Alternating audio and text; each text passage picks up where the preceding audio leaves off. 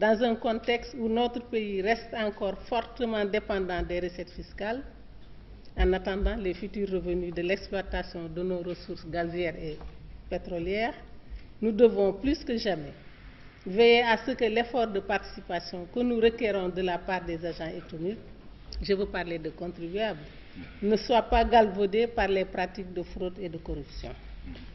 Les contribuables, qu'ils soient de grandes industries, de petites et moyennes entreprises ou de simples citoyens comme vous et moi, seront d'autant plus prompts à payer l'impôt qu'ils auront suffisamment confiance dans le système organisé autour de la collecte et de son utilisation. Au demeurant, la fraude et la corruption compromettent l'efficacité de l'administration fiscale, dont les compétences et le rôle dans la mobilisation et la gestion efficiente des ressources publiques ne sont plus à démontrer. De surcroît, les conséquences de telles pratiques sont désastreuses en ce qu'elles affectent les investissements, érodent les performances économiques et menacent l'équité sociale.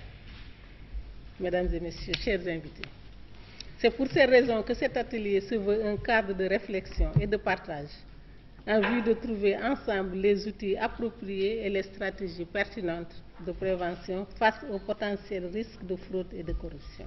Il est important qu'une entité comme l'OFNAC échange avec la Direction générale des impôts et domaines pour identifier, pour prévenir tout risque de corruption et de concussion.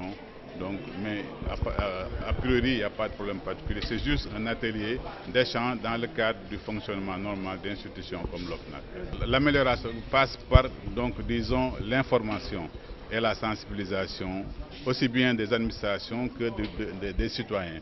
Parce que aussi, quand on parle de corruption, quand on parle de corrompu, il y a forcément un corrupteur.